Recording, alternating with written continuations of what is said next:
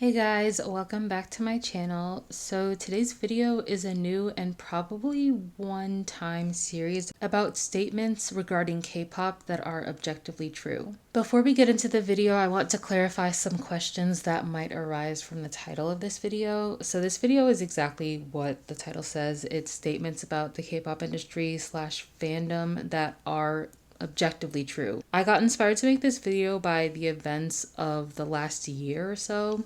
So much has happened in the past year, and the events of late 2022 to mid 2023 have sparked fervent debates over certain topics, some old and some new. And respectfully, some of the debates I was seeing made me realize how spineless some K-pop stans are. Like, I don't think I've seen a group of people where opinions that people swore they would die by are gone within like 3 months. And frankly, some of the things you all are debating about shouldn't even be questioned because they are objectively true.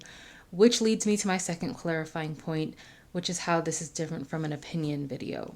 I know it may seem like this video is no different from my opinions videos on the surface, but the things mentioned in this video are things I will never change my mind about. Like, trying to convince me that the things I'm going to say in this video aren't true would be like trying to convince me that the sky isn't blue. It would take something groundbreaking and earth-shattering for me to ever go back on any of these opinions. I go back on opinions from my old K-pop opinion videos all the time. These, it is highly unlikely that I will ever go back on. And frankly, I think a lot of you should start considering the hard facts about K-pop, because maybe then it would stop half of the stupid and morally questionable debates K-pop stans regularly have. Overall, there are some things that we need to establish are just fact about K-pop.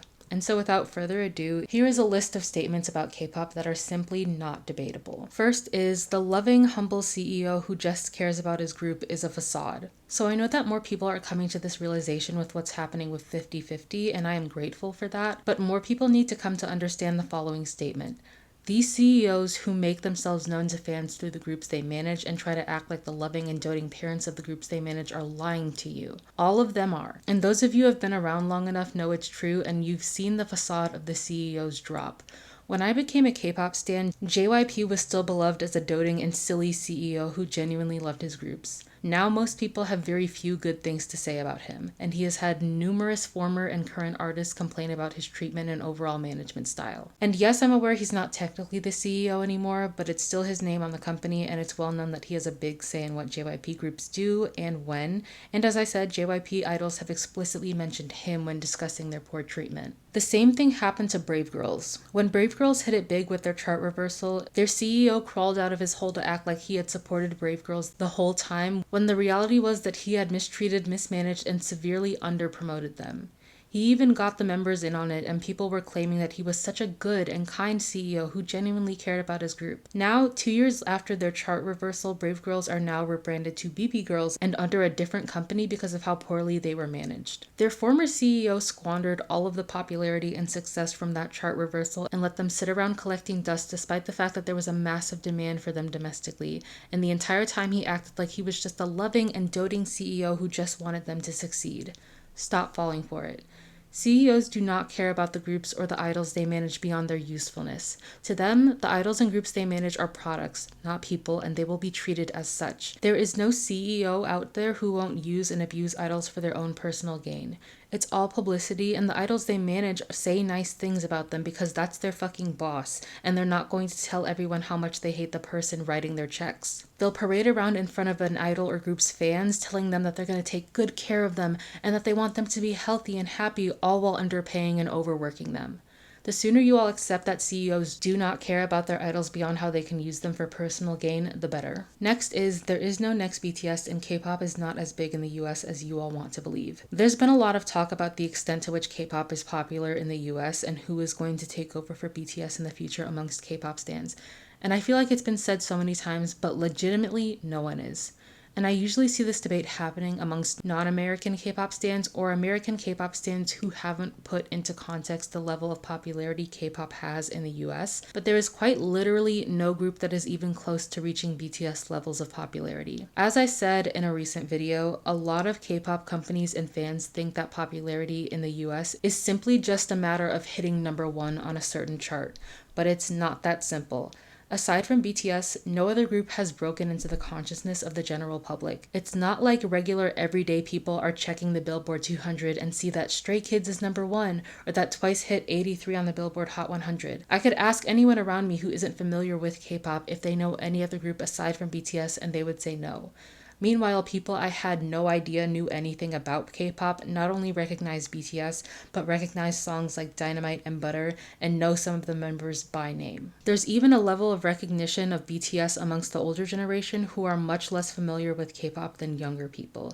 As an American, I can safely say that there is literally no other group that has that level of recognition. Other K-pop groups are popular amongst K-pop fans, but not amongst Americans as a whole. And yes, BTS is still largely popular amongst K-pop fans, but more people will tell you that they got into K-pop because of BTS than the other way around, which speaks to the fact that BTS is making K-pop known in the US, while the opposite is true for other K-pop groups. There just isn't any real competition for BTS when it comes to popularity in the US amongst other K-pop groups. Next is that debuting children as idols is objectively bad. I know that there's a lot of debate around whether or not children belong in the industry, but deep down, we all know they don't. It's objectively unethical. We all know how cruel and harsh the K-pop industry can be, and the fact that some of you advocate for children in the industry is questionable to say the very least. And the people who cite the history of debuting children in K-pop in defense of kids in the industry are not as smart as they think they are. Practically every idol who has debuted under the age of 18 has said that they regretted it and wish that they had waited longer and gotten to enjoy their childhood. Boa, Yeri, Hyuna, all these idols you cite as justification for why children should be able to debut have openly talked about how much pressure was put on them as children. And as I mentioned in a previous video, there is literally no good reason to debut a child over an adult aside from wanting someone who looks incredibly young. There is nothing a child can offer talent-wise that an adult can't. Children are still going through puberty, they're still developing their voices, and have been through very little training. Adults, on the other hand, have fully developed voices and likely have years of training under their belt. And even if they don't, an inexperienced adult is still going to do better than an inexperienced child. There is no reason to debut a 14-year-old over a 20-year-old unless you have some weird obsession with youth. At the bare minimum, the minimum age to debut should be 16 or 17 years old. Anything under that is way too young. Children simply do not have the maturity to deal with all of the responsibility and struggles that come with being an idol, and it is objectively a bad thing to thrust a child into the spotlight. Being an idol is not just about singing and dancing, it's about maintaining an appearance and conforming according to your given image. This is something adults struggle with, and it is absolutely not something children are capable of doing, nor should they have to. There is literally nothing lost in the way of talent by waiting until 22 to debut instead of 15. Now if only K-pop stands would stop acting like idols over the age of 20 have one foot in the grave. Next, the ability to hit high notes does not make someone a good singer. I've said this so many times that I feel like a broken record, but as someone who is classically trained, it drives me up the fucking wall to see people attributing good vocals to an idol's ability or lack thereof to hit a high note. High notes are not important at all. The ability to hit a high note is not representative of overall skill on the part of the singer, considering that an individual's vocal range is one of the things singers have the least control over. Not to get too technical, but a person's vocal range is determined by the size of their vocal cords, with bigger vocal cords correlating with a deeper voice. While you can certainly train to access harder to reach parts of your range, some people naturally have lower voices and will never have the range of a soprano. This doesn't make them bad singers. It means that physiologically they cannot sing those high notes comfortably, if at all. A person with a naturally higher voice who is able to hit high notes is not inherently a better singer than someone with a lower range, especially if their technique sucks. The reason everybody goes wild over high notes in K-pop is because high notes sound impressive to the untrained ear. They're loud, flashy, and on the surface can make an idol seem like a much better singer than they actually are. For those of us in the know, the ability to hit a high note is significantly less impressive if your technique is poor, which in most cases it is for K-pop idols. Half of the so-called vocal legends people swoon over for hitting a high note are going to have nodules in the next few years if they don't already. They're straining to reach those notes that are clearly difficult difficult for them to hit, which is why so many idols look like they're in pain when they sing a high note, because they are actually in pain. Their throats constrict, their voices start to crack, they run out of breath, etc. Sometimes when I watch idols try to hit those high notes, I physically wince because I can perfectly imagine the pain they're trying to power through. A high note means nothing if your technique sucks.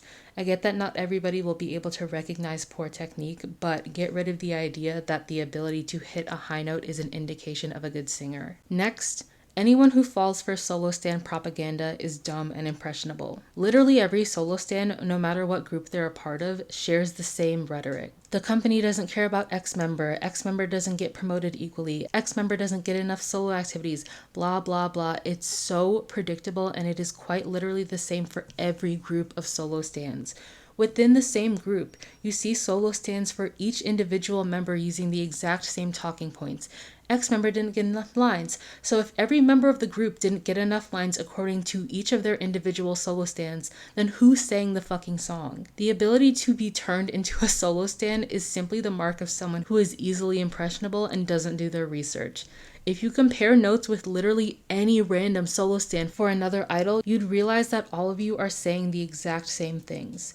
If you compared Jimin's solo stans to Jennie's solo stans, ignored specifics, and just looked at their primary argument, you'd see that they're all literally just using the same unoriginal, tired arguments dressed up to make it specific to the idol they solo stan.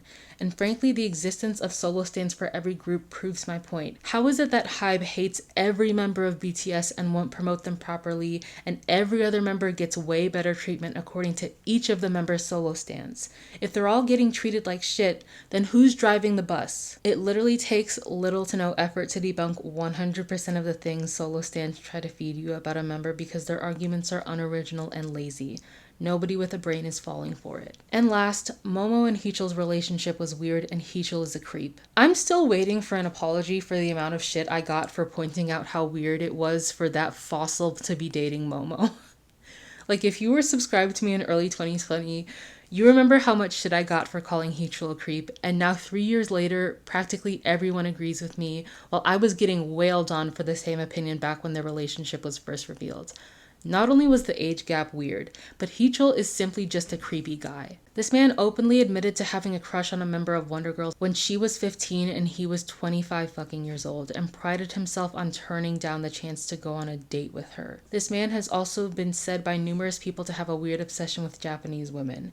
Not to mention, he has been accused of following an openly anti-feminist YouTube channel and being an anti-feminist himself. A lot of you overlooked his objectively weird behavior because for a long time he was one of those idols that K-pop stans decided no one was allowed to hate because he interacted with their favorite groups on variety shows and was nice sometimes. But he has a history of being a weirdo, and frankly dating Momo, who is 13 years younger than him, solidified his creepiness, and I'm glad, if not slightly bitter, that more people are starting to realize how odd that relationship was and what a weirdo he is.